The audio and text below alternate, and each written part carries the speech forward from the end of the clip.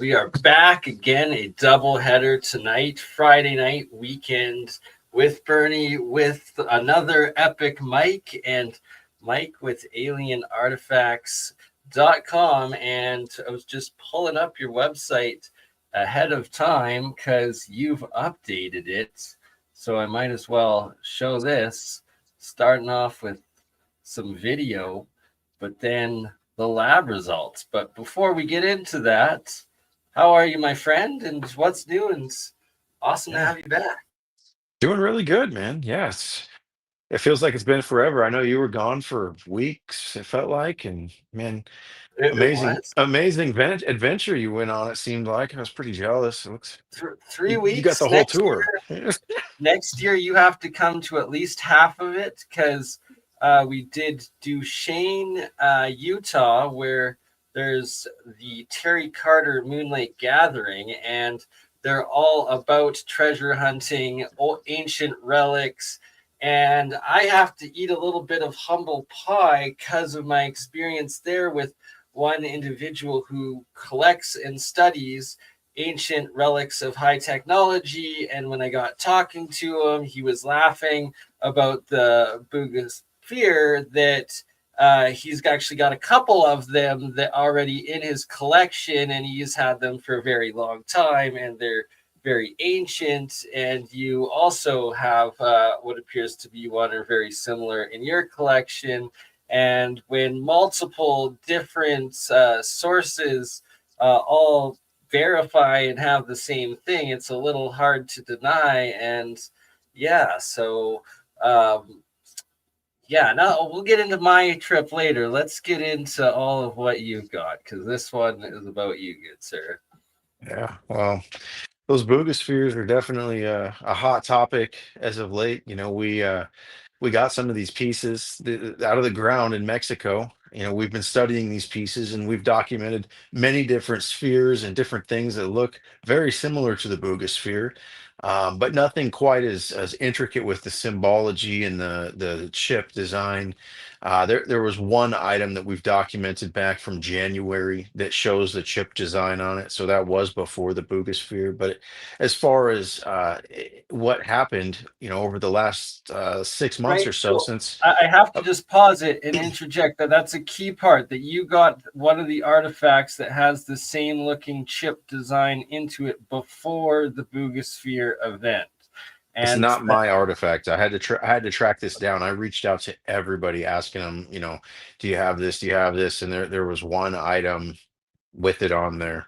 Um, that's a mosaic sphere from Abuelo Stilisco.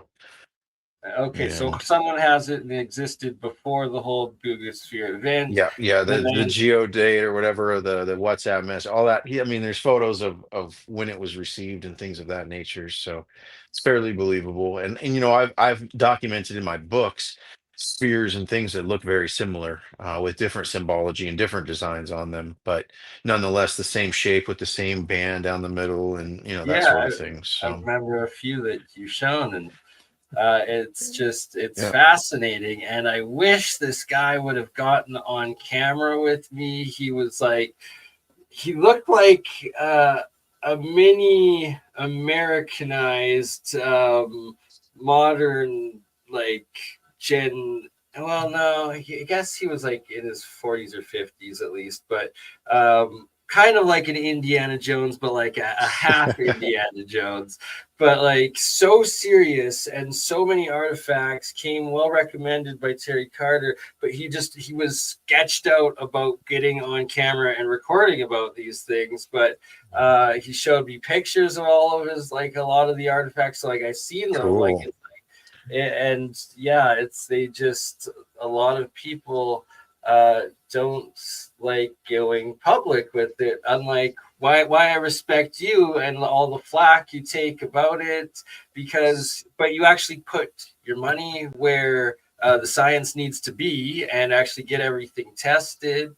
Yep. And you invested now years of time and a lot of monetary investment yourself into it, and it seems to be paying off.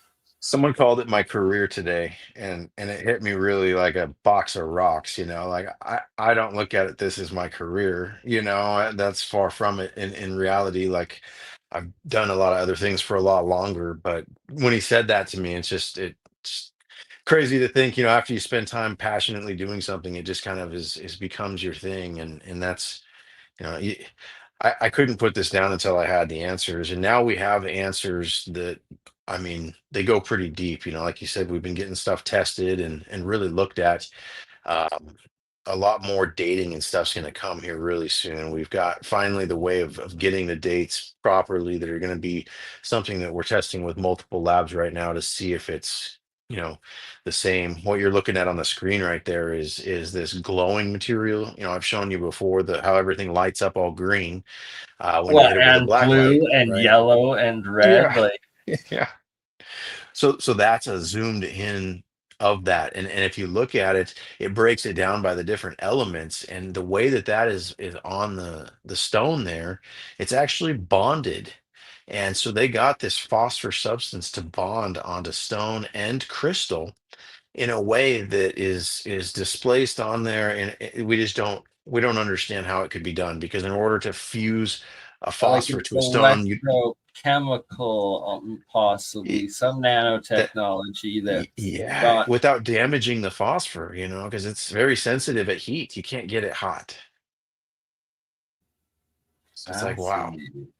And the way it's put on, I mean, there's no the bonders are all carbon based and things. So yeah, there's going to be an interesting study done on it, and I feel that a lot more information is going to come just from that alone. The type of breakdown of the material, there's no synthetics or any sort of modern anything in there as well, which is also Right, pretty shocking incredibly considering interesting. it's. That's Yeah, very fascinating. And that you're actually doing the real science. It's showing in every step of the way that these are ancient, advanced artifacts and dating. Like for those that didn't see the last episode where you covered the artifacts, one was cut in half and had a yeah, petrified grown grass seed that had sprouted within it and then petrified. So that alone has to be thousands of years, if not longer. yeah, And then there was the other one that the customs had torn apart because most likely they might have thought either they x-rayed it and saw the seed and thought it was like because it happened right at the time there was all of the fungus by the CCP supposedly yeah, being sent in or something. So they might have seen the seed and tried to go for that way, or they just thought it was something new and fake and were just yeah, ripping it apart. Either way, they yep, found another ungerminated but petrified seed in the middle of another one of the artifacts. yep. Right. Yeah, So which is, I mean, the Mayans would put seeds in their offerings. We know this. This is a common practice in Mesoamerica. So to see it in this fashion is logical. I mean, it really is. But it's still surprising. The fact that it sprouted and the way the water got in there just shows how determined water is to find its seeds or to create life and to bring life. It's almost as if it's, embodied somehow more than what we fully understand. right, like the life will find a way So and then bizarre. preserved itself. Yeah. Yeah. So this one, the carbon dating on your website. So you've got a bunch of lab tests from Italy, Yep. and Italy seems to be more open in scientific disclosure of advanced ancient verification and testing lately, right? So good I, place to I I start. guess so. Yeah, I didn't know. I just knew that they were able to get it done, and I tried everywhere to get this done, and it was extremely tough. And there's actually some new lab tests from Cotella if you want to check those out too. They're under the thermoluminescent dates. That ship right there that you were just showing, or that's still showing, is what is it, 19,000 BP. which is 20,000 years old, and Wow. that's the glue that's Um, on there. So we don't know that the ship's that old and that it was made 20,000 years ago, but we do know that the adhesive is. And so that could have been petrified under the ground for 3 to 5,000 years, or who knows. And then they could have dug it up and utilized that. And that's why it's coming up with that date. Definitely possible. Um, but the dates are consistent, and we've gotten quite a few done.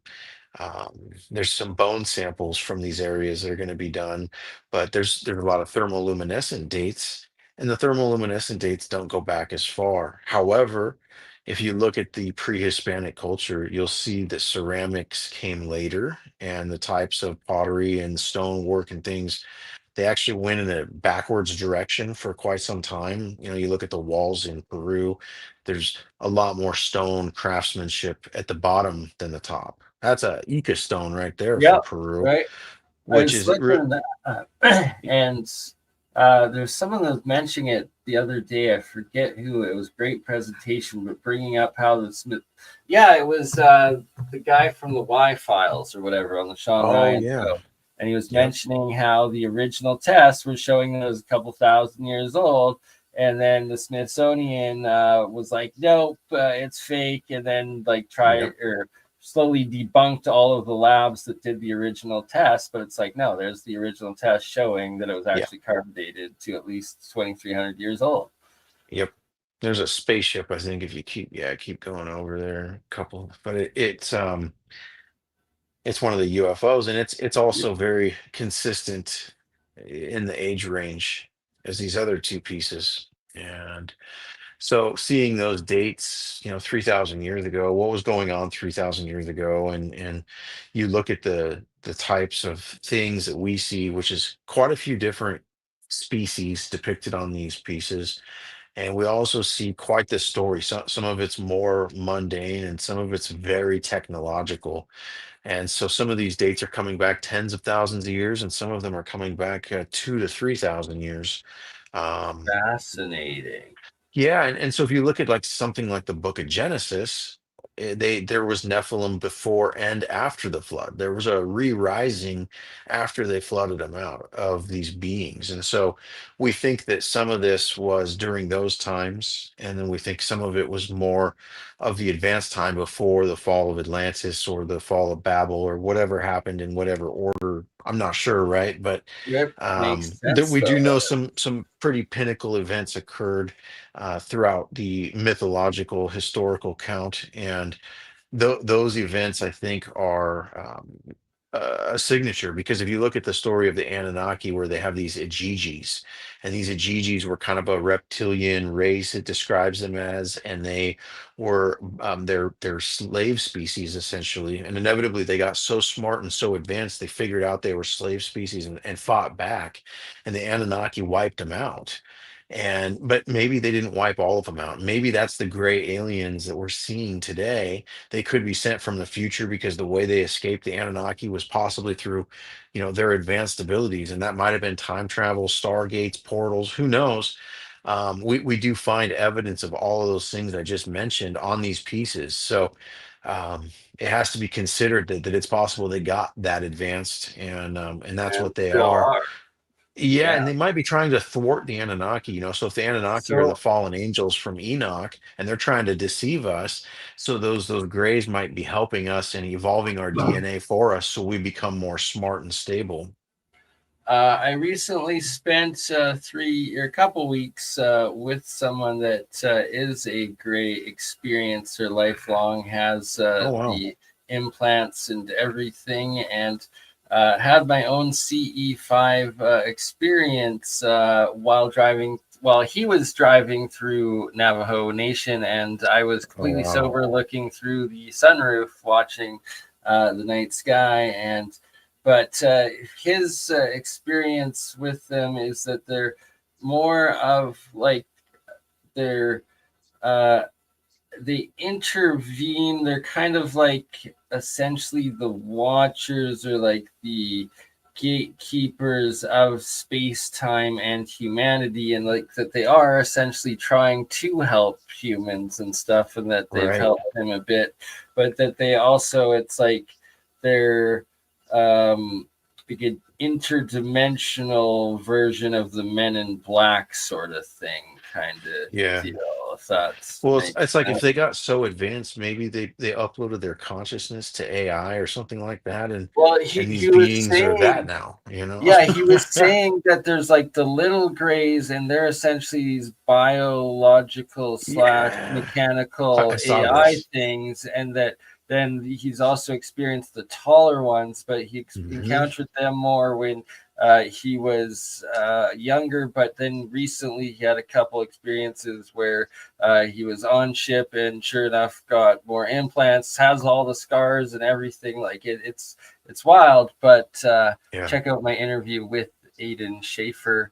Uh, Anyone interested in his account and whatnot. But getting back to what Mike has on the artifacts, and that these things have been around forever, and that there's different versions, and that there are also, of course, the Nephilim, the Watchers, the Shining Ones, and that it seems like almost all of these are depicted in some way on your artifacts, and the same archetypes, the original ones, as well as the disc shaped craft. And that I'm not sure if I think we covered it. I'm not sure if we did, but that I showed you some depictions of the original alien hieroglyphics that were depicted on these former classified drawings of the, I think it was Hmm. 1942. It was pre Roswell. It was the very first disc shaped UFO craft. And it was thanks to Michael Schratt that showing these original depictions from the files that he found, and then I Hmm. sent them to you, and then you found an identical rune on one of your artifacts, and I'm sure we've seen a It few was on the more. Boogosphere, I believe. Oh, we're gonna have to double check that. That's fascinating. Yeah, I'm almost positive there was one of the Boogosphere symbols on there, if I recall. And we found some of the Boogosphere symbols on our artifacts as well, which is nothing in the exact arrangement, but And so here's the analysis. So there's actual. Ooh, I yeah. see So that. speaking of this Booga chip, so we started finding it on artifacts left and right. I mean, every seller from Mexico, from every state that has ever offered in anything, all of a sudden had these Booga chip items, and I couldn't believe it. I thought they were just cashing in on the fad. But the material science, as you can see here, we analyzed this piece specifically. We fragmented it and looked at it, and this isn't just some stone carving. This is a complex vitrified aluminum silicate that has been What? manufactured as a Aluminum geopolymer. silicate. Say that Correct. again. Aluminum Yeah, a silicate. Wow. vitrified aluminum Vitrified silicate. aluminum silicate. What? Yes, and it can see this specifically by the way that the molecules are arranged and spread out. AI analyzed that. Now, this has to be looked at by PhDs and confirmed and obviously peer reviewed before it's going to be something of a brand new type of ceramic or something like that. Um, but this absolutely gives us a Wow. clue. And so we started looking at a lot of different pieces from Tula and from the different locations, and we found the same thing, that they were all manufactured, different types of stones. It wasn't just this specific high silicone, almost like a quartz type of a piece. And so Yeah. that gives us a reason why a lot of these stones have this phosphorescent glow where they flash at you after you hit them with a black light. And that's because there's likely a bond or some sort of covalent type reaction, just like there would be with a two-part epoxy, that causes these type of UV reactions. That is mind blowing and absolutely awesome. And I'm going to have some friends that are going to be extremely interested in that aspect that you've Yeah, discovered and by getting it and there's tested. all the numbers right there. Like those graphs right there show you exactly what I just said, and then you look at the displacement of the EDS scans, and It's fairly obvious. I mean, there's no way I could argue AI on this. I mean, I really thought this through and obviously talked to a lot of different scientists. I wasn't the one that came up with the concept originally. You know, I've got a science team that's been working on this, and the guy is just an absolute genius. He worked on these pieces for like 9 years with Nassim Harriman, so he has probably the Oh closest wow. and most gifted amount of research on these pieces out there because of that. And Nassim went to pretty great lengths to get to the bottom of this. Um, and I know he's Fantastic. still absolutely curious. Like he's sitting there just smiling, seeing all this science come out. I'm pretty confident. I talked to him for a bit, and you know it's just as an Amazing. astrophysicist, how do you tackle this type of project, like it's Right? something that you No, really have to devote your life to. And if you've already got these commitments, and there's a lot of these guys that I've come across that have put some interest into this, but just they can't devote their life to it, and so it's for sure. Like their making a work, lot more sense. yeah, yeah, their work's already controversial enough that they they it just doesn't help either cause by them taking it on, sort of thing. But behind the scenes, they're willing to help every which way, and that's awesome to hear and to see. Yeah. Like The that's I'm going to answer this question about the crystal light bulb. So these power sources, we found these power sources, and they have electrical conductor or electrodes on them, I should say, and some of them hold a little piece of crystal, and it lights up. And this has been stress tested at like 10 days. It just keeps lighting the whole time.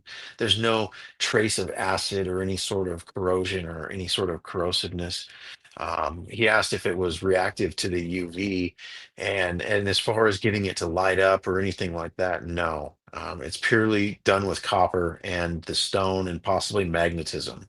So we're going to be doing CT scans and getting in deep with the electronic displacement or electron displacement rather, um, and at least try to get an idea of what's causing them. We're going to use some high precision tools to see exactly how much currents, because I've got a cheap voltometer, and it just doesn't give me any accurate readings. So we'll get it in there and get it tested here next month, and expect a full documentary on our YouTube. I'm going to post it. It'll be on the website, just as we have been with the rest of the stuff. That's amazing. And I love how you keep it as an open book and open science as it Open should source be. science, man. Yeah, it needs to be in this case. If it's been kept from us for this long, like, and the reason it stays that way is because everybody gets in and it's like, oh my goodness, I want to throw all my money at these treasures so I can have as many of them as I can, and B, getting to the science. The sooner you get to the science, the smaller the window of getting more of these things becomes. And so I think a lot of people are, you know blinded by temptation because it seems so good, too good to be true at first, and then all of a sudden you're like, holy cow, this is real. Right. And what trips me out is it's this archetype, this guy here that keeps talking to me in my CE5 encounter Right. experiences. So, yeah. So But so those are the fallen, those are the Elohim, and all the angels, and the El is like a very common thing with these Elohim, but they're the fallen that fell down. There were seven of them primarily, and they ran Earth and created species and did different things underneath the demiurge power, which is Saturn. So that's why we see Saturn on all these pieces. And um, if you look at like the story of Iblis in the Muslim tradition, the Quran, it talks about the jinn, and that there was this lead jinn guy named Iblis, and that it's just interesting to look at that, because it talks about in Ezekiel where he's having all these UFO experiences, Yep. and it describes these Elohim as one of them with a eagle head, and one of them with an ox head, and one of them with a lion Really? face, and yeah, it needs the Really? exact words in there, bro. Yeah. I did not know that. Yeah, That's that's why that book's probably not in there. They're trying to keep these L out of it because they're the fallen, and they're going to try to come back as the Anunnaki Galactic Federation to bring us back into, whatever order, and try to deceive us. That's why I was saying earlier, those Ijiji seem to be possibly trying to lead us to these artifacts and show us the truth, because that's who's appearing to these people as luminous gray looking beings, alien looking beings. They're being seen in dreams, like you said, CE5 type experiences where these guys are having these visions and seeing these beings, and they're guiding them to where to dig sometimes, in correlation with pendulums and that sort of divination. um, so and the beings taught them to use the pendulums. The guy in Abuelos told me this back 5 years ago when I first started researching down there.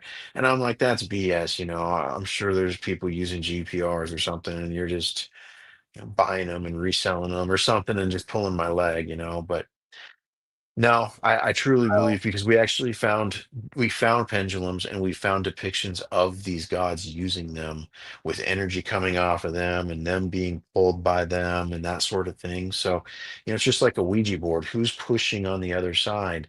And if these beings are the fallen that Jesus saved us from, that might be why they might be banished in a place where they're watching. As you mentioned earlier, the watchers, I believe these are the watchers. And here's the best evidence that I can give you for this. The place in Tula itself means in the seat of the mountain. And what is that mountain? It's the Cerro Zikuku. And that Zikuku translates to the watcher owl. And if you know about the owl, you'll know that it's heavily influenced with Inanna and Ishtar, but it's also Moloch. And so here's our Moloch worship. And that's what all these beings and these pieces are all, it's all surrounding this site and that type of worship.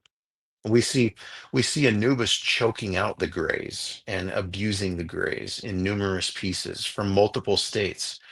And that's what leads me to believe that the Greys are the Ajiji, and that Anubis and those guys were the Anunnaki, or part of the Anunnaki, possibly the children of, because in the Bible it talks about the sons of God having their way with the woman of man, and they created these giants that ruled the world. And so I think those giants are things like Anubis.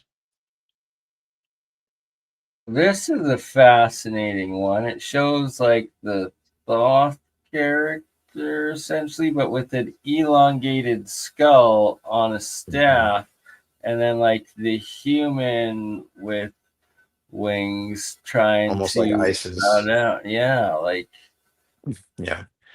And I always wondered why Isis had wings like that in Egypt, and then obviously the Anunnaki have the four wings, and they look like angels.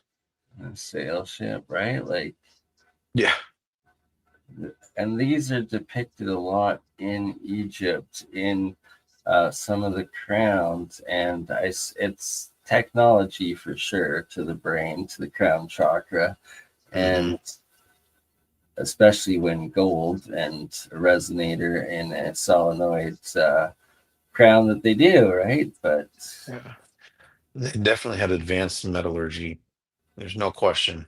Some of the alloys we found are oh bizarre yeah, at best. The weight it's of them and all the things that, monoatomics, yeah. metamaterials, it's nanotechnology at the most advanced. It is Yeah. the origins of alchemy, and I've been seeing it as I see more of the artifacts, right? And then how they age down, but from the original, like this alien pictographic to then the alchemical symbols. And it's like, this is the That's because same they dis language, but a different you know origin in it or something. Well, and it's a different time period. So those pieces there with the light language, with that eye and utilizing the light more in that respect, I believe was before the fall of Babel. And then Yeah, after the fall of Babel or after the flood, we have this other language which is more alchemical. And that's because they took the absolutely. pact, the angels took the pact and shut themselves off from the light. They completely went against God and shut themselves off from the light. So I believe that's why we have a lot of these Yes. technologies coming about from them, is because they were forced to utilize these technologies instead. Yeah, it was a disconnect from the telekinetic source code and the hiding and the ability to deceive.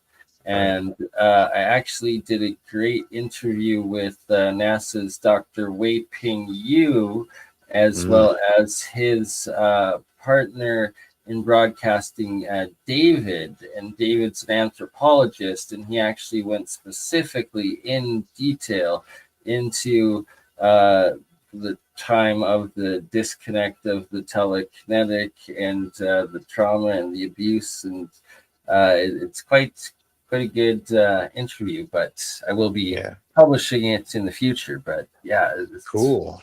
it's all coming together at all Yeah. different angles. So what's this one? Like we see a reptile like ish guy almost there. Or It's what? actually, if you turn your head to the left, you'll see that it's actually the bird Oh being yeah, from I see. um Yeah, it's almost the thoth or gator like interest. yeah, it Or could be a dragon. yeah, what's it called? Yeah, feathered serpent type deal. We find some different depictions. Some of them seem to be the griffin demons, and then Yeah, other ones seem to be more reptilian. There's definitely multiple different yeah, ones. both So, both and archetypes. you see that with the Father Crespi collection also, where you see maybe the Exactly. more reptilian one there versus the bird. Um, it seemed like, and I think that might be something to do with it. Like you said, Quetzalcoatl was the feathered serpent there, and he had probably quite a few different forms. So Right. So I'm liking what you just said though. So the I one is after, and we're seeing more alchemical symbols, right? Like yeah, yeah. that makes a Well, and, lot of and we sense. do see the eye before though, but not as much of the alchemical symbols. The alchemical symbols seem to be mostly.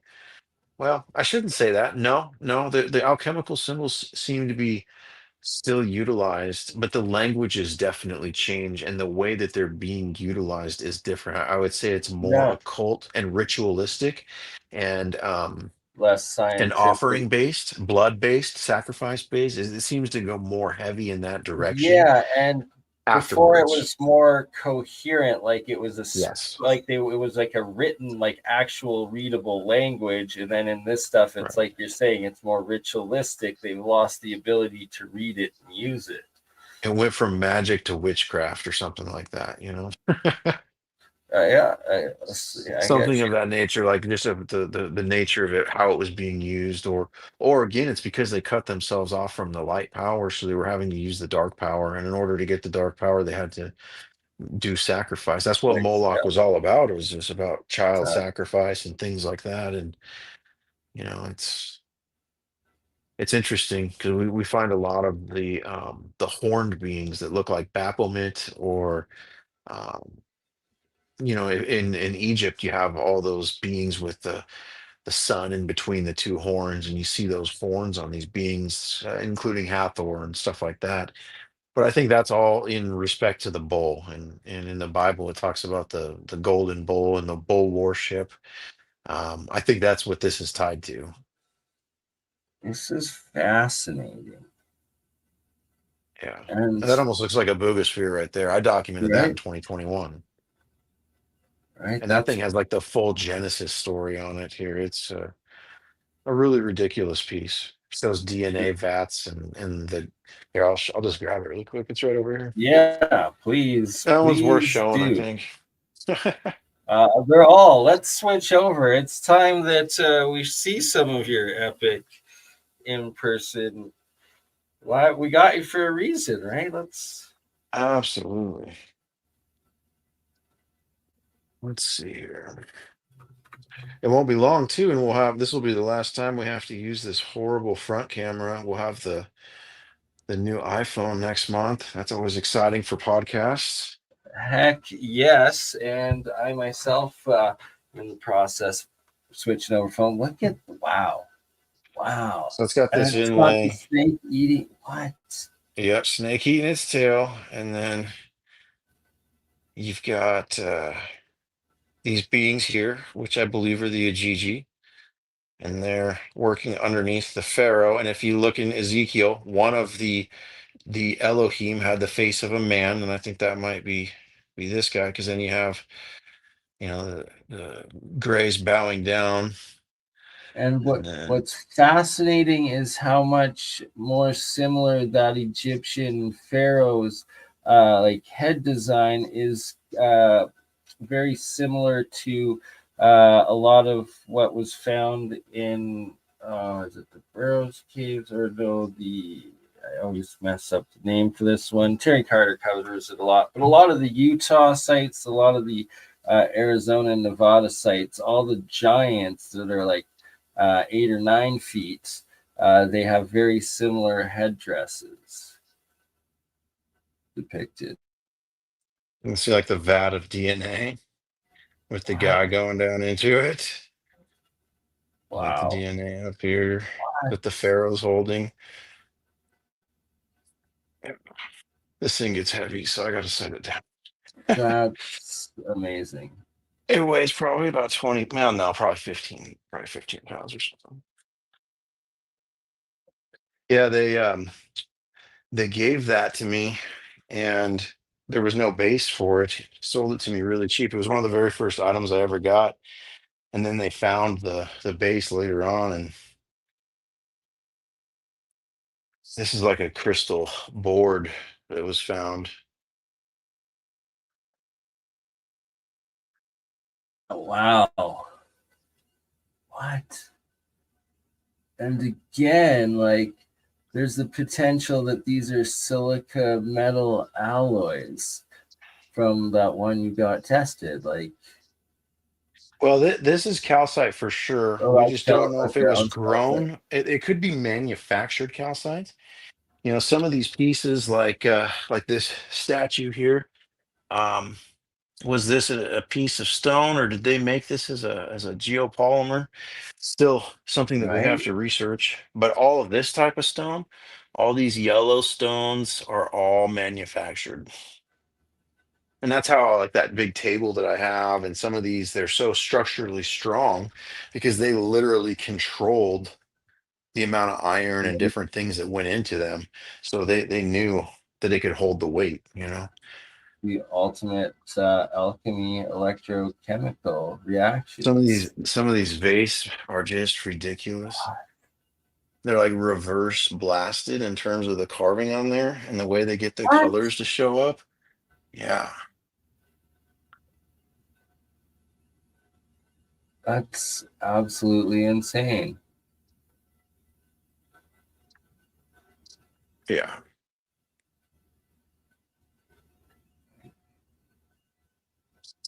think there's something. No, there's nothing in that one. I have two of these. Absolutely epic. And it's like they have this style here too, which is like Right?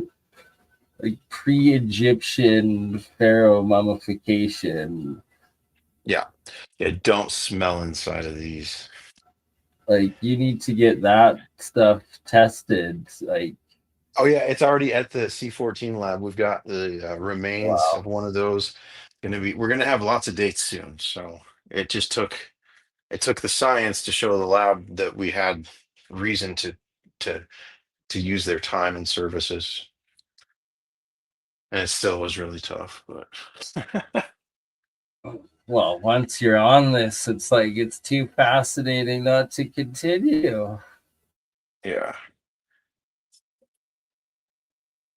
Right, so that has gold, silver, and copper inlays. Mostly copper, but then the pure silver and what else? Are like this The this is tin actually here. Oops. tin. Okay.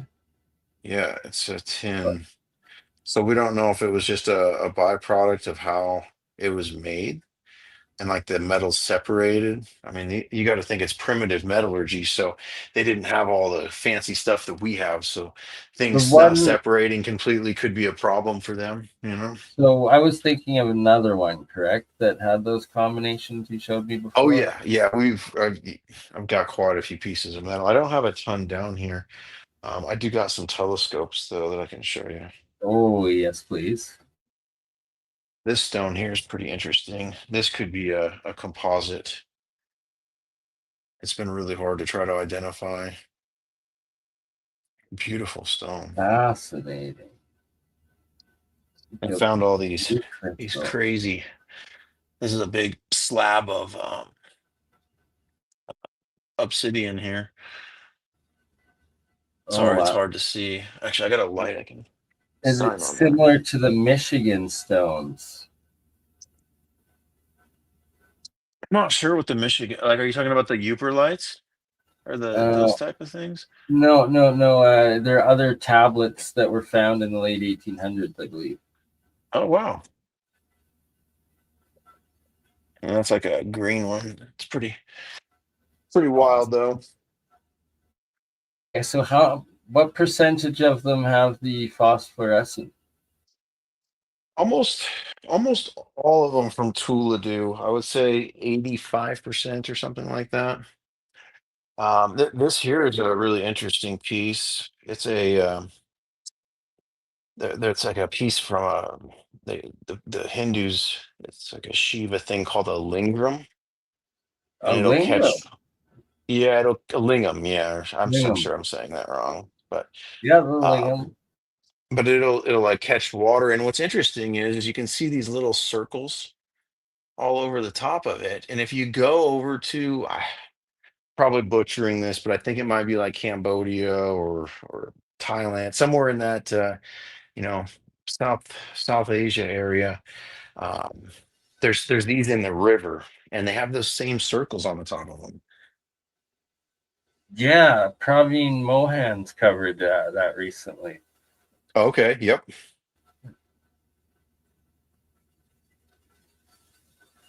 Wow. So what's that one made of?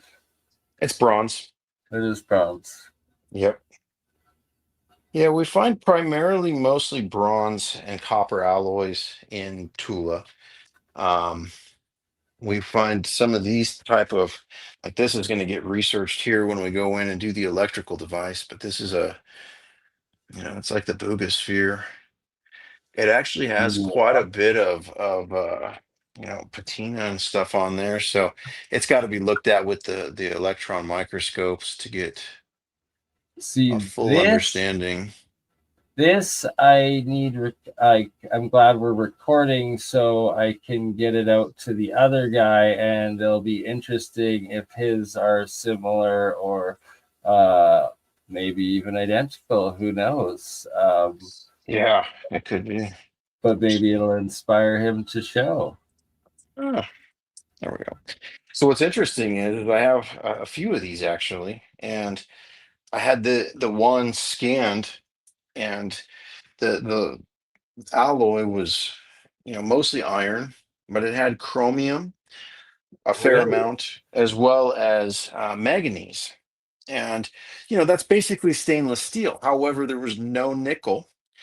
And when I punched in the weight, which was 12.6 ounces, it said that the wall thickness would have to be 1/60th of an inch in order to facilitate the 23-inch circumference.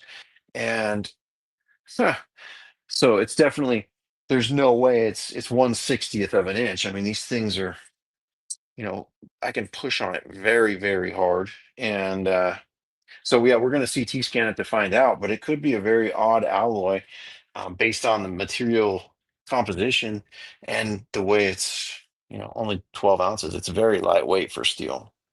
That's fascinating. Like every Yeah. single one is just so slick. It's truly This mind. is this has a magnetic inlay on the bottom, and if you get it just right on there, it'll float like the pyramid does on the or the eye does on the dollar bill. That's wild. Got one picture of it floating. It's really hard to get there. That's so crazy.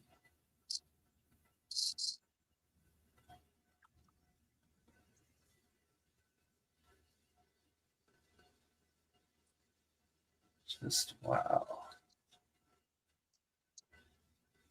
Everything's made just so ridiculous. I mean, the amount of love putting into some Right? of this is just, I collected chessboards for years. I played chess a lot as a kid and always wanted cool chessboards. And this was like hitting the jackpot for me because these chessboards are just way above and beyond, you know. And like, is it the same proportions and like different characters sort of thing? Like Yeah, it depends. Like you can see the or- picture of this one back there. I mean, it's just a typical chessboard with normal pieces. This here has normal amount of pieces. Just a typical chessboard. Each side has its own stone texture, so you can separate the pieces very easily. Same with this one, the white crystal, and then the geopolymer wow. limestone. So we believe that they could make this white stone here as well with the geopolymer technique. And but that board only has six instead of what, eight or whatever. This See, type I of stone like here. that. The fact that it's got less is interesting, right? Because then it's like this is essentially the proto version of it. You'd expect to Yeah. see differences. Yep. These type of statues. This is actually calcite, believe it or not. So we But believe that they had the ability to form and make this calcite as kind of like a same with this type of stuff could be all formed wet, or they had a way to soften it. is Same with that a this. This is a banded Xerxes? calcite. What is Is it? that a Xerxes? Like A Xerxes? Skirkses or whatever from Dark Crystal. It almost looks like a but it's got the Oh, freaking bag and everything. Like yeah, he's what? got the little bird guy hanging on his back. So slave species, I Wild, guess. I don't know. It's so bizarre. wild. Yeah. So it's some of the skulls and things like this piece here is jade.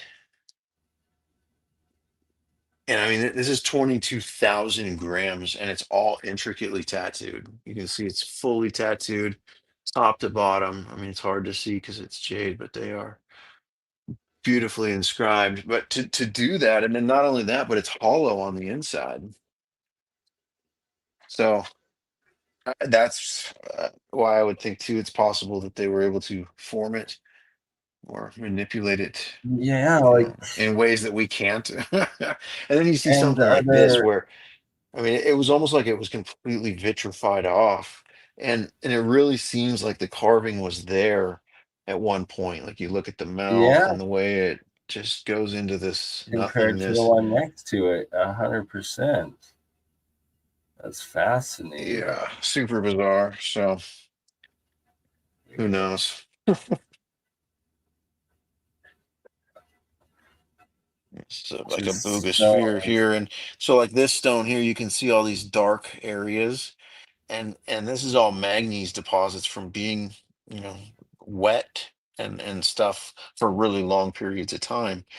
And this piece here was found and looked at, and it's a man-made stone as well. So just like ceramics do, they get these manganese deposits. You've seen like the red and different colored clay and pre-Hispanic pottery, I'm sure, before. But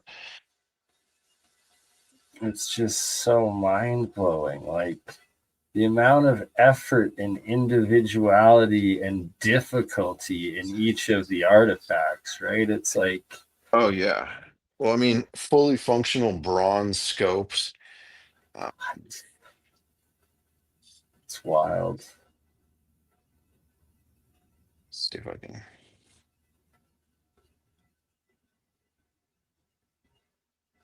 It's not gonna. Oh, Oh, oh yeah. it's kind of hard to see, but yeah. Let's see if I can go in this.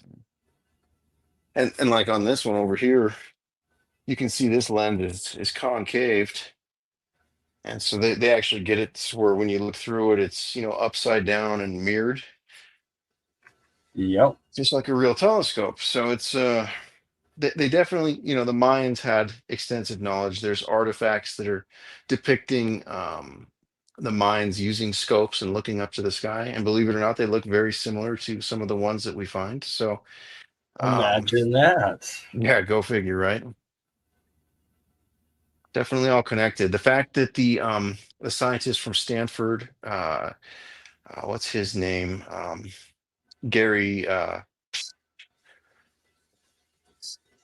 Gary something Nolan. Nolan. Gary Oh yeah, Nolan yeah, from no. Stanford, very Yeah. good scientist. He originally said the Nazca mummies were a hoax, and corrected himself today and said that they were genuine, which is big. Joe Rogan's obviously been commenting a Wow. lot on the Nazca mummies, and um, Jesse Michaels' episode really tore into it, which I was really happy to see someone with that kind of backing do a full report on it like that. I need to watch that Yeah. because it Oh, it's worth triggered it. my buddy Jeremy, and it's like I don't even bring them up to Jeremy because it's like he's just not there and able to like fathom that it's not a hoax. And it's like, no, I've got a buddy that's bought a couple of them that's in like the heart of it, and yeah, no, there's so much more to it. I'm so thankful though, because to see real researchers and real people coming forward that these things are genuine. I mean, this is huge. This is not at the minimum it should be looked at very carefully. Exactly, all of it, and Yeah. the more you do, the more evidence you find that it's legit and it's Yeah. getting undeniable. And it's like, no Haven't found matter, any evidence that it's not.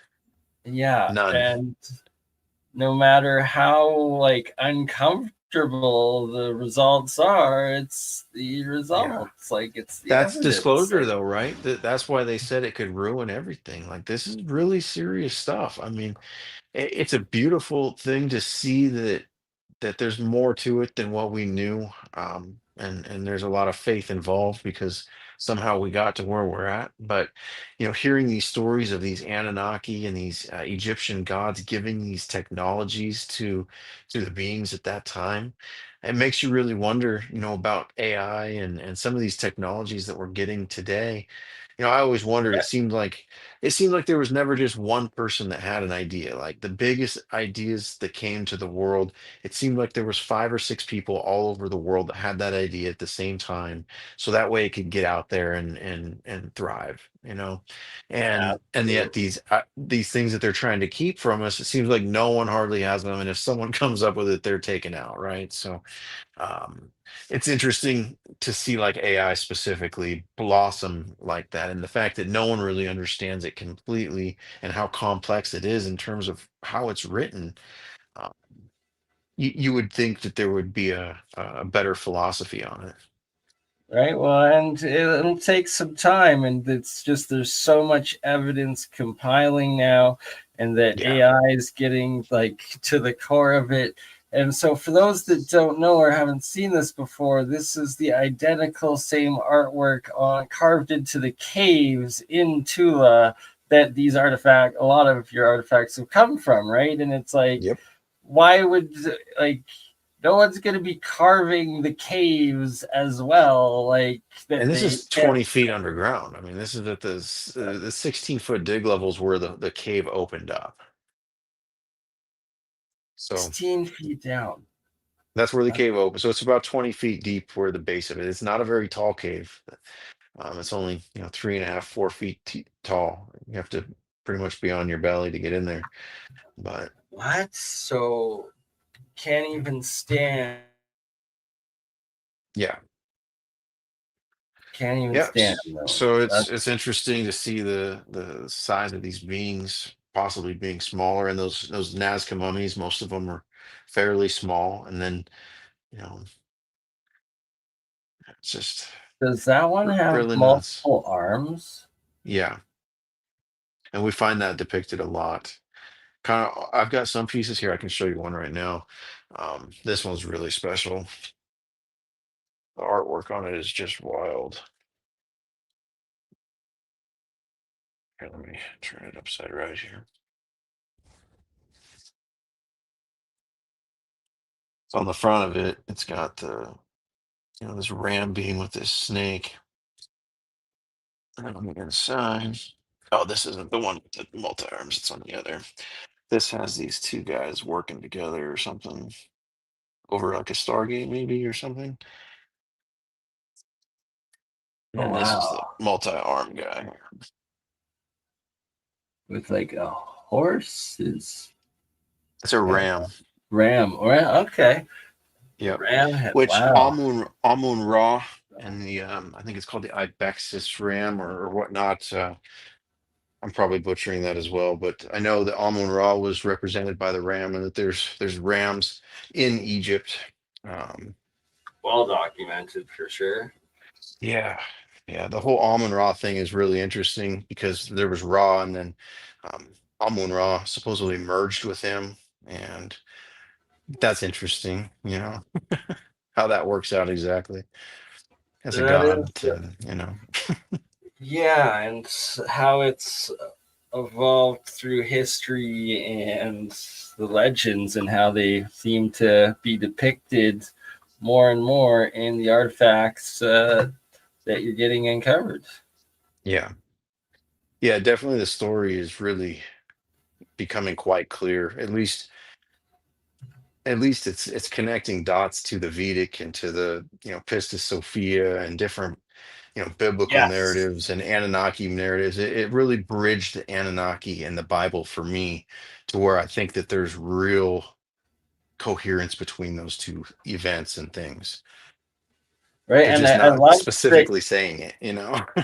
Well, I love that you bring up as well the Vedic culture because Yeah. good friend of the channel Walter Brosley devotes a lot of research into the past global Vedic civilization, and that Yeah. your artifacts are depicting more of it. We're Yeah. only beginning to understand what was uncovered on this Oh, dig. And welcome, Yeah. Annunaki.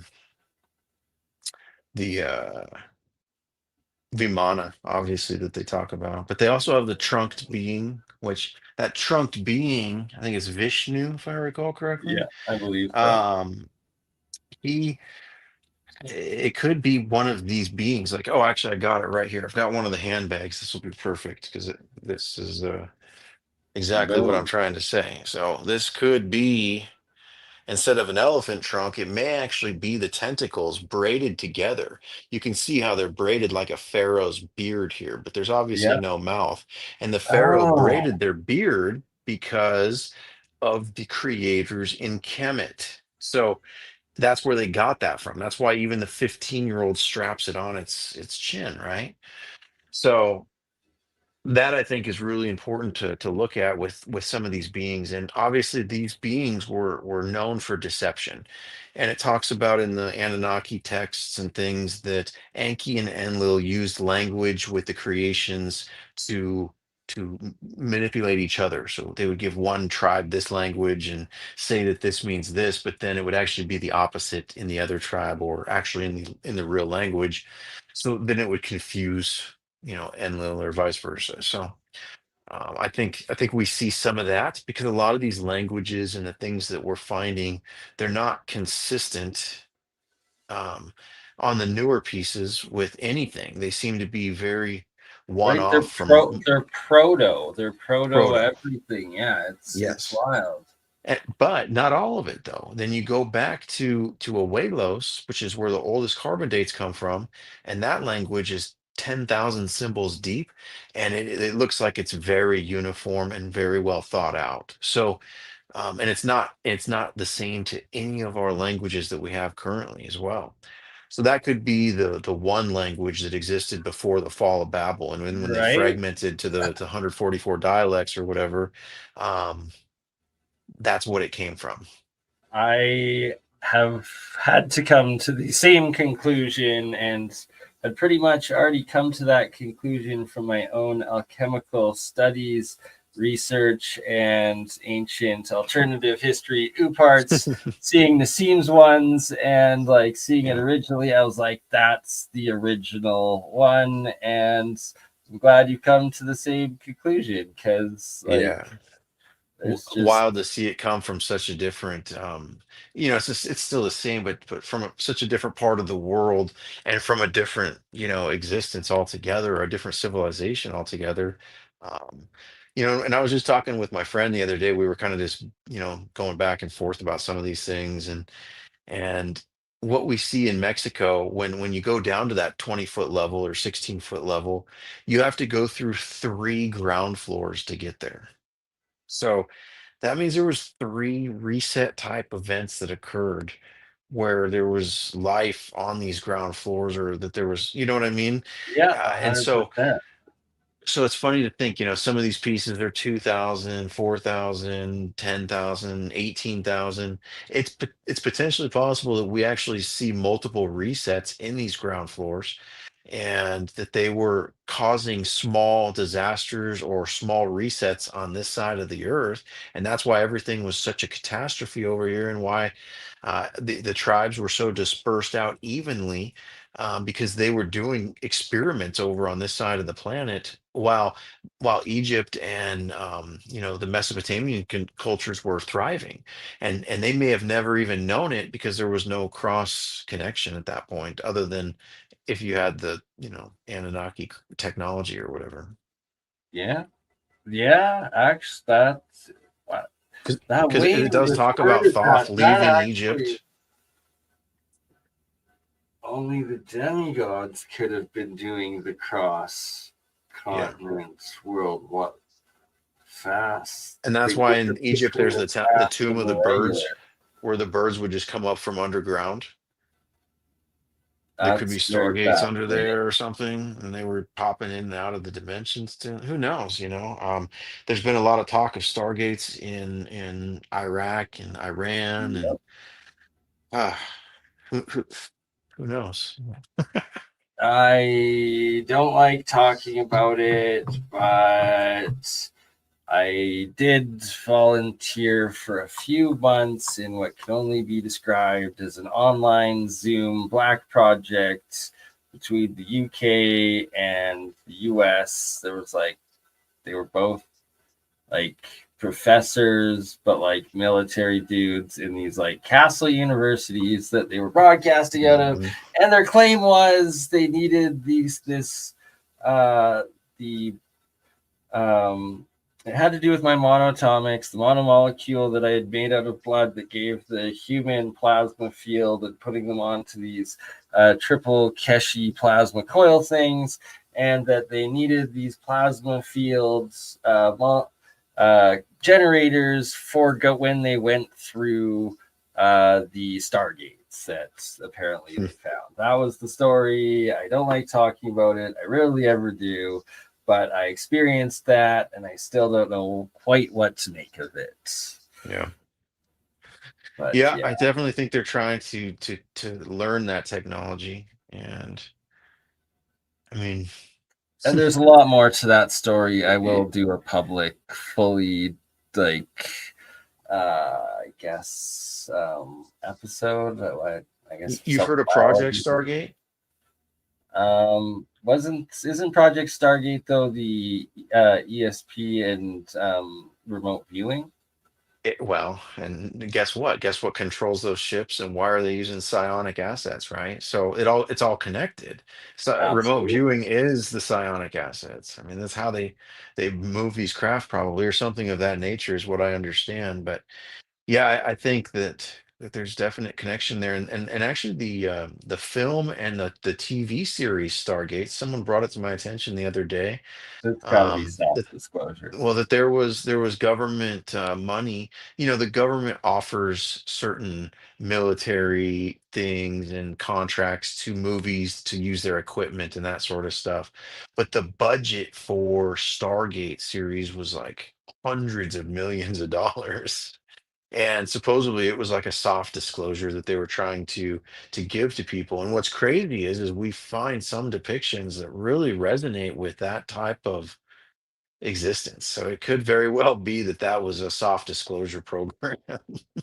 Right, and when I interviewed Samir Azvanovich of the Bosnian pyramids, Hmm. he brings up how one of the inside the tunnels that they excavated on one of the ceramic artifacts that they uncovered, the engraving into it was translated into talking about like shutting down the Stargate and them being stuck on this planet and like who knows Wow. when they could go back home again and stuff. And Huh. yeah, it's Interesting. Yeah. yeah, We it's got a lot to learn still. we really do. Yeah. And just like you've got so much on your website and so much you are learning and we are learning from all of the work. It's amazing stuff. It It's good. truly It's is. finally, you throw enough at the wall, it eventually is going to stick, and that's how it was for me. I mean, I came into this as a skeptic, and it took a lot of shit on the wall before I was like, yeah, this is, we did numerous shows together where there's no way I was going to say that this was genuine, but now I think I'd be a fool if I didn't, because I feel there's no way. And AI backs me on this, that there's no way that this type of material science could be faked. And Absolutely. the patina as well, the patina analysis on the EDS, looking at some of these alloys and how the patina is actually embedded into the stone, and the way it's dispersed is very consistent, especially the stuff with full chain of custody where you can see how it was laying in the ground for potentially thousands of years. And the patina is well, it supports that very, very much, is what I should say. Right. And every single test that's done seems to support that. And it just keeps Yeah. adding on. It's amazing. Yep. Um, did do you have up here the any pictures of the petrified seed artifact that was cut open, or still got No, it? I haven't done the research section on that one yet. It's on our YouTube though. It's one of the videos on there. Yes, it is. I don't have that loaded, and I don't want to crash my ghetto No, you're computer, you're good. but we have covered it, or we will. I'll add a link afterwards. Um, yeah, like it's just like you've done so many tests on it. They all come back proper.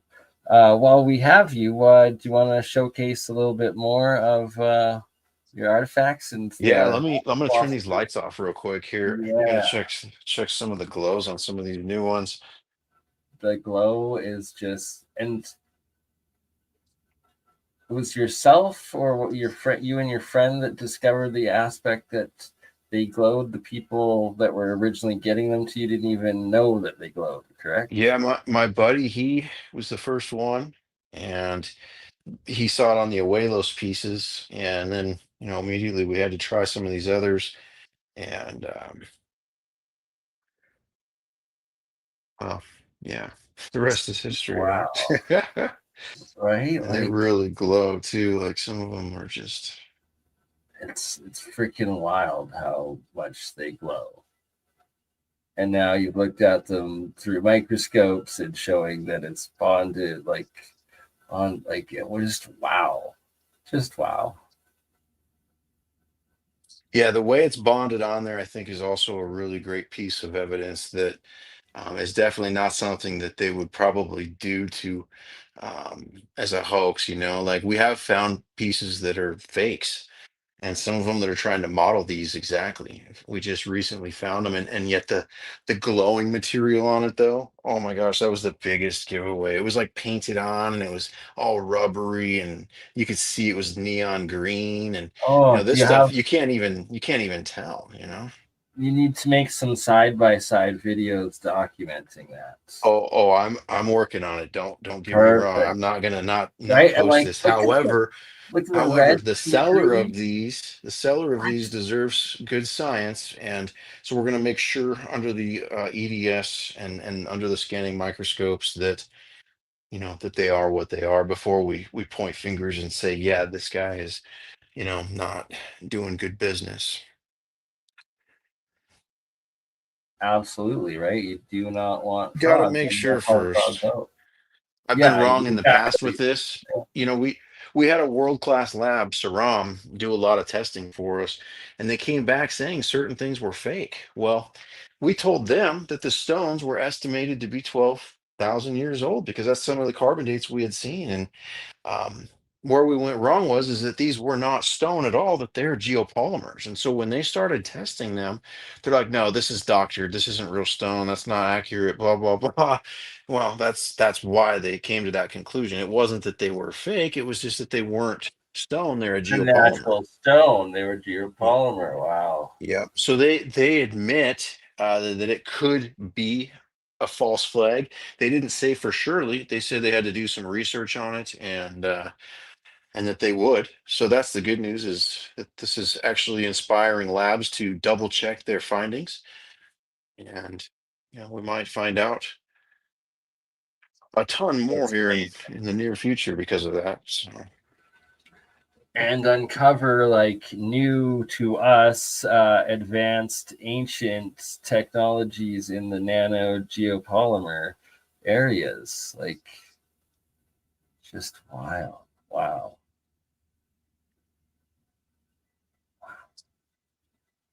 How they light up like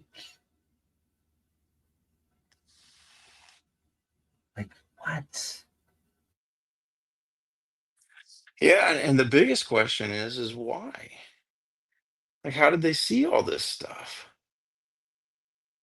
Let's be the shining ones. Hey, crypto, I don't have any of those here right now. Actually, I do have one next door that I could grab really quick here. The other ones are in the safe and down getting ready to be at the lab and stuff. So I was referring to the shining ones as in the supposed angels or depicted oh angels yeah, that yeah, yeah. cause the shining. But yes, I would like to see that at some point, but no pressure. Yeah, let me go grab it real quick here. You can give me Okay. just 1 minute here. It's just right next door. Right. I'm still So here. You just can't see me. uh, for those that missed originally, here is the luminescence breakdown where looking at, oh, there we go. Should be up on screen. What's this crystallization and the luminescent particles, how they're attached to the rock, or with the uh, the glue or the rock, one or the other, the crystals. I'm gonna have to ask Found Mike. it. Was it the I'm still here. adhesive that this glowing material is from, or is it on the rock that we're looking at here? Yeah, there is no adhesive. It's Oh, bonded to the stone. all right. So it's on the straight Yeah, stone. Yes. literally bonded. Okay, so I got this thing out here, and I got this light somewhere. So this is just like a little LED. Yeah. I just literally took a piece of wire, and it's not even good wire. It was like a paper clip or something.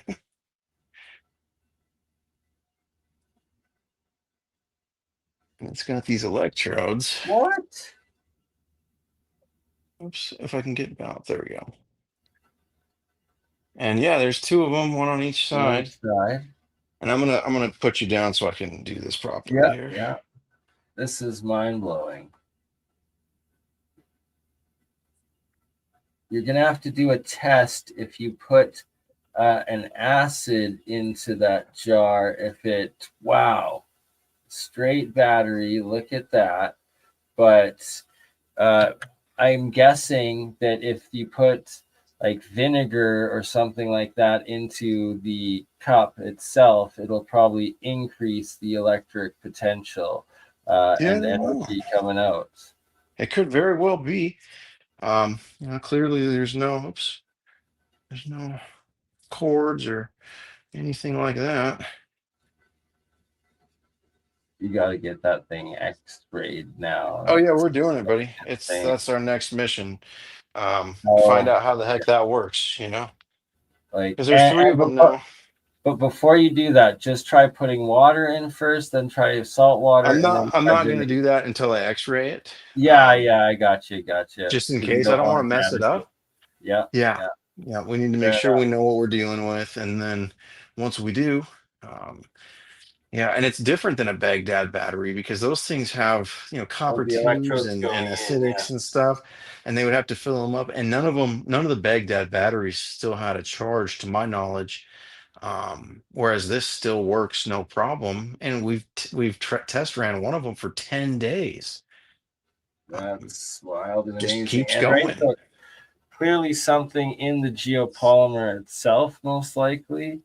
Could be. Yeah, I don't know if Yeah, there's magnetics in there because obviously with magnetics and certain things, copper specifically, there's potential to do something, but we yeah. might learn something from this one.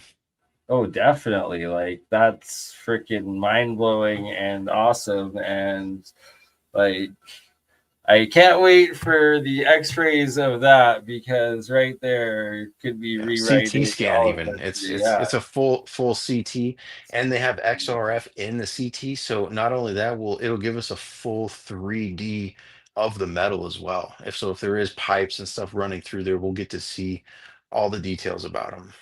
yes, please. And you said there's three. Like, oh Yeah. man, oh man. Like, how can you not be addicted to buying every new thing that comes out of the ground? Because it's like you're literally getting advanced ancient technology.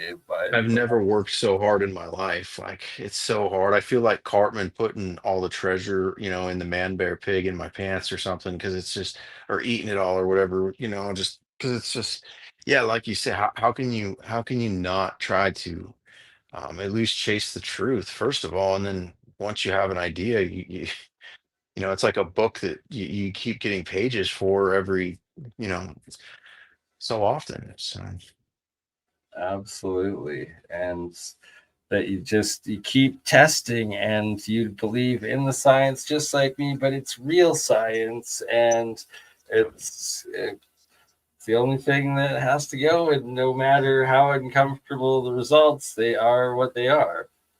well, we've been bottlenecked with journals and peer reviews and scientists that have sold out to disclosure or whatever it is for whatever purpose. Maybe they knew better.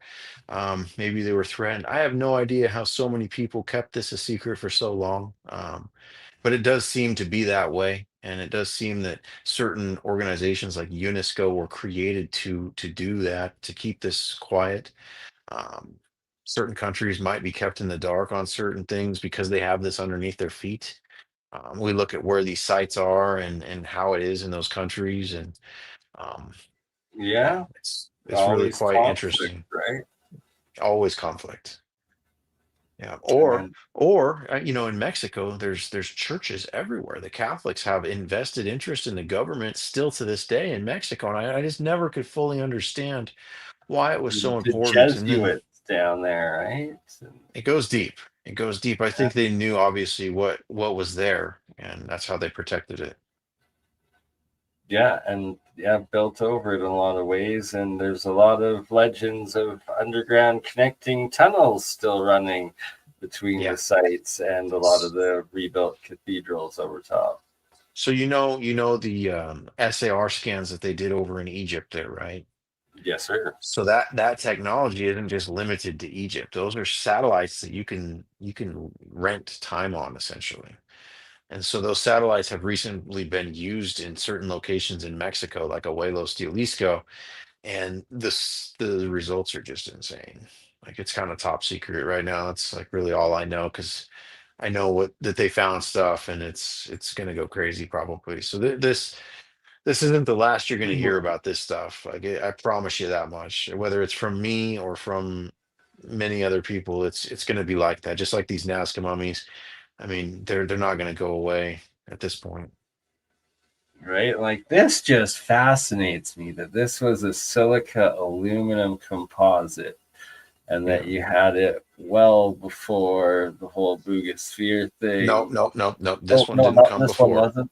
This one was Nope. after. Okay. No, I thought it was fake. And this one's got a full dig video though, from start to finish. It's on our YouTube. What? And it shows them breaking ground and digging this thing out. And it's quite deep and quite big, and it leaves imprints into the ground and the way that it was there. I mean, the only person that said that's a fake, he's like, oh, they probably dug a tunnel underneath of it and placed it from the bottom up. And I'm just like, wow, that's more hardcore than the drone strings on the Boogosphere, No, Yeah, like for real. Like how that's just so ridiculous and impossible at this point to have to believe that they're digging holes just to like sell you an artifact for less than the mineral's worth most of yeah. the time, right? Like Yeah, it was a ridiculous piece too. Yeah, this is just one piece of like six that go on this big tablet with.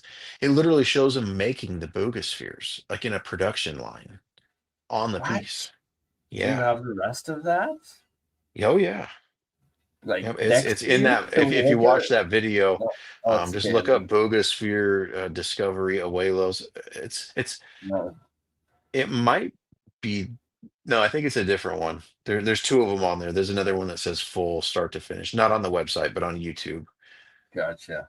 We'll cover Yep. that next time. And then you Yeah. do have one of your star maps. I saw, if not more of them, and they're freaking wild. I think it's this one, Yep.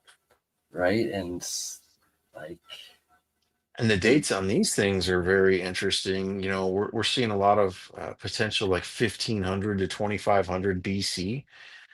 Uh, So, and the ones from Sumerian times are 4,000 years old, but that's about the same as these. Same type of 2000 BC range. So and what's crazy is that the maps are not the same on the ones from Iraq, and so it's kind of peculiar, like the they're way the completely Palladians and stuff like that are. It's more oriented, I think, for the other side of the world or something well, like that. yeah, right. It's like a different latitude and area, like would make sense to why they'd be different if they're in the same time period. Yeah, it might be the same set of stars, but like the way they're positioned because of the time of night in which they're documenting it or something like that, I think is different. Yeah. Like it's just so many mysteries and like wild artifacts that every single one is a rabbit hole. Yeah. Yeah, I'm That's seriously horrible. considering buying a scanning electron microscope and just Yes, please. So then I being can able send to you sit. samples of my own metamaterials. Do it. We could Just do be it. we could Just be do it, looking at Mike. this stuff. We could be looking at this stuff like live right now, EDS on the spot. I think that would be really fun. Oh We my have enough God, Mike. pieces to Yes. really get some answers for sure. Mike is getting an electron microscope that we can live stream, and then I am also sending him a bunch of my metamaterials that I make in between Bert and Ernie there on the extra camera. But I guess we'll quickly just show one of my metamaterial right here. The monoatomic. Well, this is monomolecule gold because it was monoatomic single particle white like this when I made it out of the pure gold. And then I left it in a equinox sun and it turned purple. And this is the stuff I took through to US Customs. I warned them that when they ran it through their mass spectrometer, it would show up as either nothing or carbon. And then 10 minutes later, I hear, holy fuck, he said it was going to do that. But they wouldn't tell me which one it was.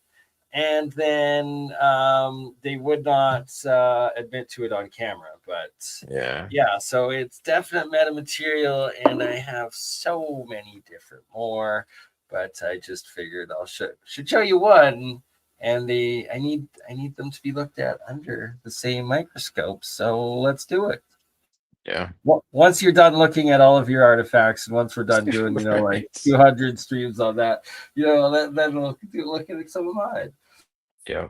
Well, the biggest thing too is just like having to ship or move all these pieces to a lab is significant effort. I mean, one at a time is no big deal, but when you're talking hundreds of heavy pieces, it's And it's your own results, right? That's the best yeah. part.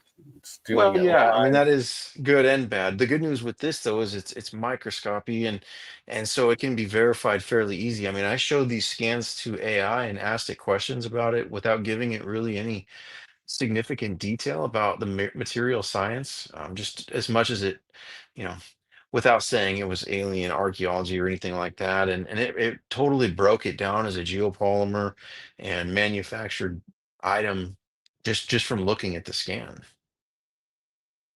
Yeah, and it's like you've been compiling a whole AI data set with it all, right? Like, Well, I did. I uploaded about 20 some thousand images into GPT-4 and really went hog wild with it.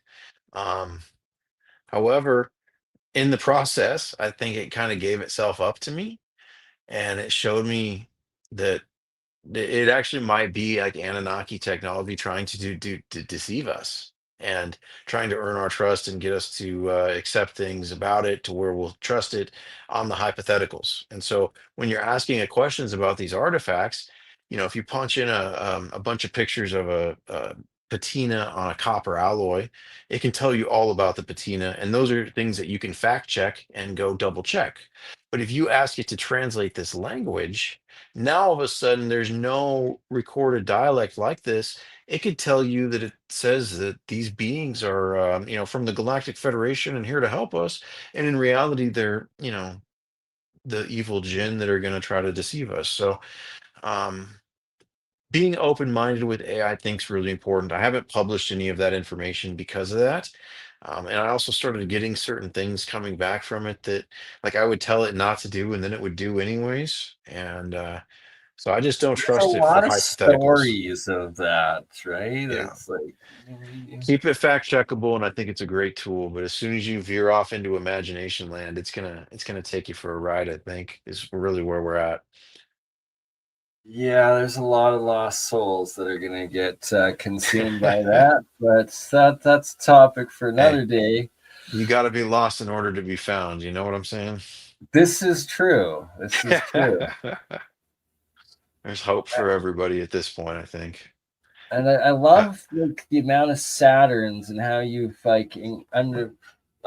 interpreted it. And from working with so many artists in my past with my clothing line and stuff like that, that a lot of this, like most talented artists, a lot of them had what were called mental illness or schizophrenia and stuff, but they'd always draw and paint in a Saturn. Like when I would ask right. them to do like a space scene or planets and stuff, and it would always be like three. It'd be like the crescent moon, it would be the Saturn, and then it would be like another like weird planet or something that doesn't really exist in our sky. And it was I would ask them why, and they're like, it just I see it. I see it in my like head, or like this entity showing it to me and stuff. And Mhm. it it's it's a fascinating topic and how it appears. Yep. Yep, it's all connected. The United States government and the European governments burnt witches at the stake 200 some years ago. Um, they didn't do that because they thought that maybe magic was bad, right? They knew the occult and the witchcraft was a real thing. And you go back to Aleister Crowley or something like that, but even back to King Solomon, who kind of originated witchcraft. And you look at what he was doing and how he got the gifts to bring out the witchcraft, and it was given to him because he was capturing and tormenting these demons for their secrets and stuff, because he got this ring that was supposedly given to him by God, well, or by an angel, I'm sorry. It was like a godly ring. Well, with Saturn and the rings of Saturn, the oaths and stuff that they made against God, when we take oaths and contracts here in the material world, I believe that that's a symbol of Saturn. And that's why we use rings to officiate so much of these things and that sort of type of, you know, yeah. Well, That's I, a I also crazy see. story. Yeah. Yeah, if you But look at where the rings came from, you got Rome and Egypt, right? Samaria. They came from these places with these fallen gods. Mexico. and you've gotten some artifacts that resemble giant rings as well, Oh, I right? have giant rings and giant bracelets that, I mean, literally, Right? look at Like, this. Look at this thing. like It's a mosaic of a bunch of different stones. just massive giant bracelet. Like that, And I can put it up to here. like not made for humans. No, no, and the rings too. Some of the rings are totally for humans. Some of the rings are super tiny, and then other ones are just ginormous. So it's really a For all it, the it's different. it's for all. Yeah, So, what was J.R.R. Tolkien really doing in Lord of the Rings? yeah. You start really looking at sci-fi and fiction a whole different way. And I looked at it when I was a kid, like, oh, well, Athens, Greece is a real place. The Parthenon's a real thing. Like, I thought this was mythology, Mom. Like, what's going on with this story? And it just didn't make sense how these buildings and these places were in mythology, but they were also real. Yet the things about them in mythology that made them crazy and special were actually stuff that we can't even replicate today. It's still here. Parthenon specifically with its foundation stones and things like that. Right? I know. Like, it's like the deeper you go, the bigger it is, and that should not be with how they speak of evolution. It's like we've Yeah. de-evolved with each like civilization. Like, But it's what if wild. those old constructions are geopolymer type made stones and they had a way to make them, and that's why it used to be so good. And then, after the pyramids were deactivated, they could no longer use the energy needed to create this mixture or this type of alchemy. I like that thesis right there. And that would be the time of Moses leaving with the Ark of the Covenant. The last time it would have been in the pyramid, right? In the Yeah. king's chamber where supposedly it fits perfectly. Right. Yep. And King Solomon had that too. And Yes, who he else was did. after that?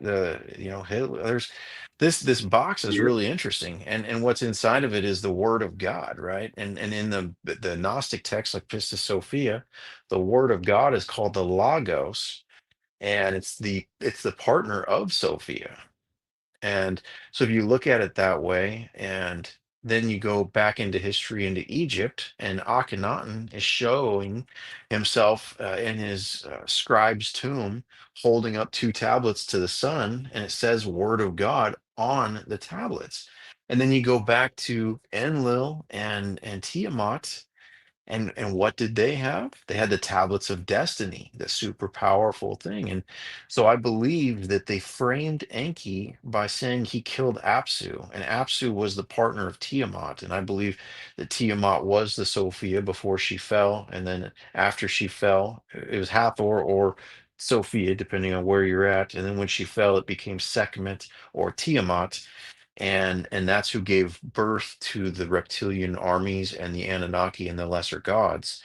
And so that might be why Enlil and Tiamat have the tablets of destiny and do this type of creation. That is fascinating. And there's so many different legends of these different tablets of creation and destiny, and then golden tablets and Yeah. emerald Well, tablets, and w- right, like we know that King Solomon was trapping these demons inside of lamps. That's where the whole Aladdin thing came from, right?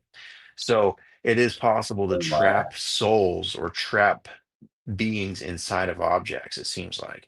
So what if they trapped this Logos or part of this soul of this Logos into the tablets? And and that's your what makes them the Holy of jar Holies, right? thingies that look like the Egyptian like mummification things. Like, Mike, do you have a demon trapped in some of your artifacts, or demigod or demiurge Well, by it, chance? it said it needed to be a bronze vessel specifically for the King Okay, Solomon stuff.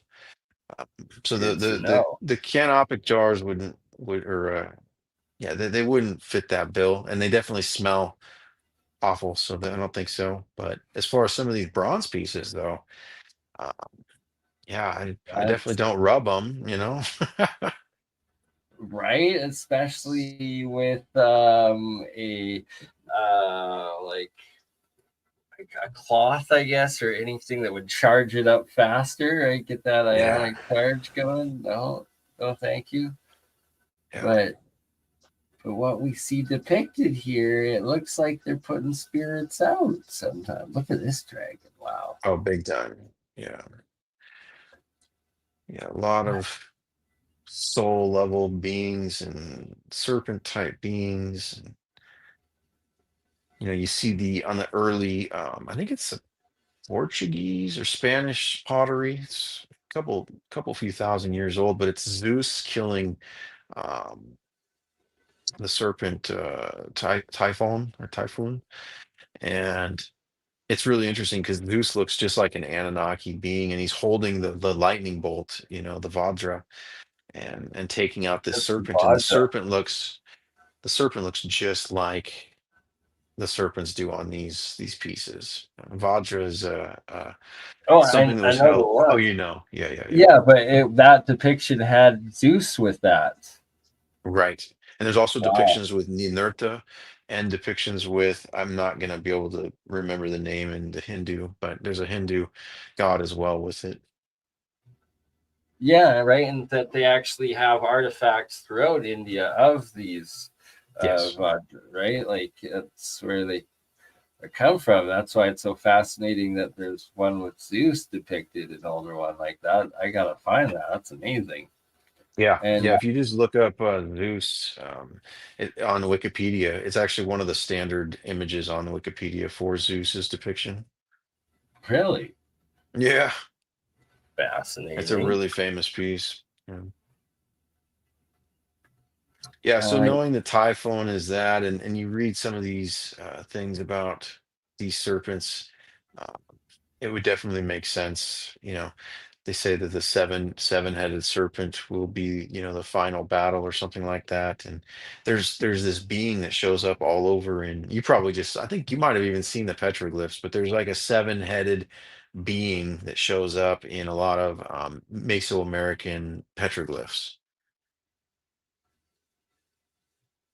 yeah, yes, I know the one you're talking about. Yeah.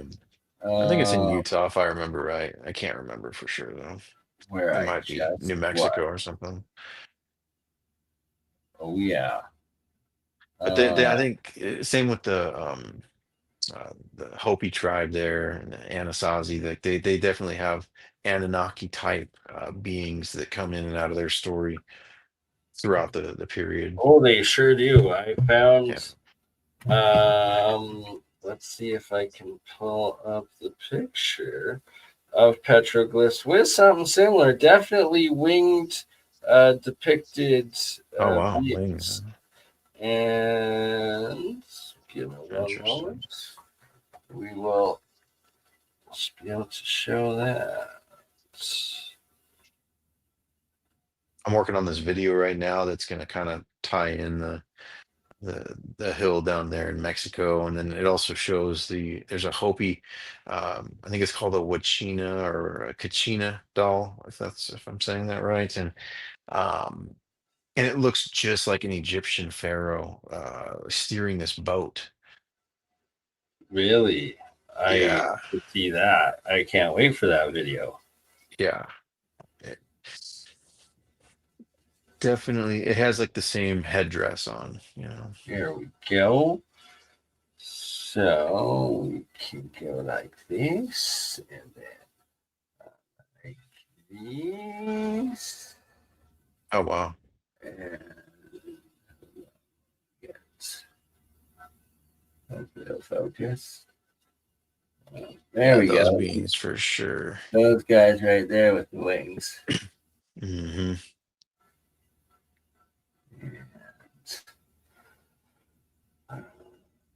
Yeah, I got to Another go check one. some of these petroglyphs out one of these days.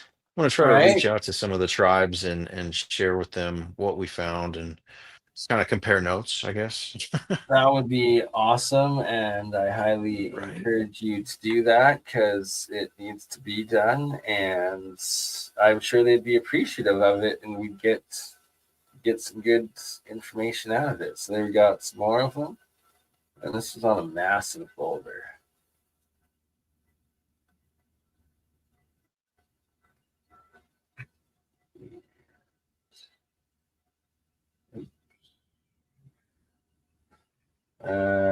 Connect another device. There we go. Oh, echo. I'm doing stuff here. Hang on. I had my other computer going. My phone died, so All I'm right. back. Hang on, let me switch my headset here. There we go. We'll be back in. I think we're good. Yeah, there you go. You turned it off. No more echo. We're back. So what's new? What's next for ALienCarvings and Two Lego team? Oh, now you can hear me. There we go. Can you hear me now? Now I can hear you. I got too many All right. headphones here. All good. We got you back. So what's next for Mike and ALienCarvings? What are your upcoming plans, my friends? Yeah, next month is really, really busy. We're gonna go and do all this science. We've got multiple days booked in the lab, and we'll be filming a documentary, getting as much information as possible, releasing it accordingly. And probably it might even be a couple different documentaries because we're researching multiple avenues with the electrical stuff and these bogospheres and also some of the other pieces. So haven't quite for surely got all that dialed in, but that's going to be the big thing that will be there, as well as we'll get all these carbon dates back. So expect a lot of content updates in that manner next month. There's also been a couple big discoveries that haven't been shown yet that they're doing more professional editing and stuff like that on. And then at the end of the month, I'll be on the doing a recording for a big podcast that we're going to display a lot of this stuff. So very nice. Yeah, Glad stuff to hear should be a good one. I think it'll be really interesting. You know, the gentleman collects these Egyptian vase, and they have a really specific type of construction to them, and he's been doing a lot of research on Say this. hi So it's to going to be Matt Beal. it's going to be really interesting to compare, you know, to see if those things are possibly made in the same type of fashion as this type of geopolymer, because it would make sense if they could soften the stone that's how they did that. And he suggests they were made on a lathe, and I think that's probably logical if the stone was softer, and that would be, you know, kind of both those concepts coming together, and would make a lot of sense. Yeah, like machined on a lathe after it was cast for the specific aspects and then carved after that sort of thing, right? Yeah. That's fascinating and awesome. And that would give total legitimacy to the perfect ratios, and you know, because when you're lathing and something's spinning perfectly, to get those curvatures and that perfection is well within reason, especially in the glass world. Anyways, I'm not sure about pottery. I've never done that, but right, in crystal pottery specifically, because of different fracture and cleavage geometries and angles of the specific minerals and crystals, right? That adds in quite the complexity. But what you're saying, right? It makes more sense specifically if it was softer at that time, just settling sort of thing from a geopolymer. Yeah, or something like that. I mean, it's definitely more advanced in that respects than what we can do today, because no one's making vase like that. I've never seen anything. And same with these ones that I showed you earlier. With the reverse blast and stuff. I was It gonna does seem like ask it was done on a about lathe. that. Like, have you on the inside specifically though? Like, are there carvings, like tool marks? Yeah, that same type of marks. Let's look here. Actually, I don't think I like paid here's attention. some to live that. science Oh my happening gosh. now. This is heavy. Let's see here. Live sciencing. I don't see the lines like his, but it definitely seems as if it was bored out, because it's. Where's the camera? Sorry. Yeah, it does look a little But bit. the proportions on this is just ridiculous. And how would you get the so intriguing. Man, that's heavy. And like some of the skulls that are carved out and whatnot, is there like boring like tool marks, or is it more like a cast, or it seems as if it was done wet. That's the best. I mean, I've been saying that since one of the first times I came on here. So we thought there was some way they were making it soft, and I still think that. How? We haven't found that so yet. it was actually suggested on the episode of League of Extraordinary Inventors that I did right before this by Mike from Space, that it's by adding baking soda to the lime and then heating it that will make it softer and malleable and able to be then broken down and also dissolved into the water glass. Huh, interesting. Well, I wonder, if they were able to use high energy instead of heat. I don't think heat was utilized on these based on, it's definitely not high heat. It would have to be very low heat. I think he said it was like ambient, a lower heat. It wasn't hot. Like, it was like that you just get a little bit of the heat on the lime to activate the chemical reaction. That's how I think it works. Yeah. It would make sense. Right? But it's all these different theories we now need to test, because there's the product of these were created somehow. So now we need to figure it out and just keep proving and learning from it. Yeah, that's just it. I mean, if a regular guy like me can come in here and find this, the scientists should be absolutely pulling things out that are far more correct than what I'm coming up with, But at this point, I think at least there's evidence on the table that warrants their time and effort to do so. And that's really what we've been fighting for, is just trying to get the understanding that there is more here to this story, and we need to research it, and it needs to be looked at, because obviously the powers that be aren't bringing it to the table for some purpose or another. And continue to hide it and destroy it every which way they can. But maybe there's good reason. Maybe this stuff, maybe they do know magic's real. Maybe that's why they burnt the witches. Maybe they're trying to get rid of this to protect us, because this stuff is really evil and could bring back things that we don't want to deal with. I don't know, but it's too late to turn back now. I agree fully, and maybe one day we might just practice together, me and Alchemist, you pretty much an alchemist yourself at this point, and we will maybe try to cast one of Solomon's angels into one of your tablets and see what happens. I don't know, but yeah, I don't mess with them, because neither do I. Don't do it. Don't do it. I think Solomon's angels might have been the jinn. They might have actually been corrupt, and a lot of the angels in our books and histories could be that, So I truly feel the same way. Like I shouldn't have even joked about that, because it's actually, just don't do it. Don't mess with them. No, that's the temptation, though. You should see how many people buy these things and start using them and trying to do things for power, and I mean it's a real thing, and so maybe they were buried for a reason. I don't know, but it seems as if we need to know about this history, because the way these people are being led to these objects, it's consistent across the entire country. It's not just an isolated group of individuals. It's families and people who are well deep into the community, who are well respected. Like, it's not just some random guys trying to make money. These people are putting their names on the line. They've been harassed by the INAH and by the police because of this, and I don't think they're doing that for fun. It's definitely right. Like, no, just so illogical.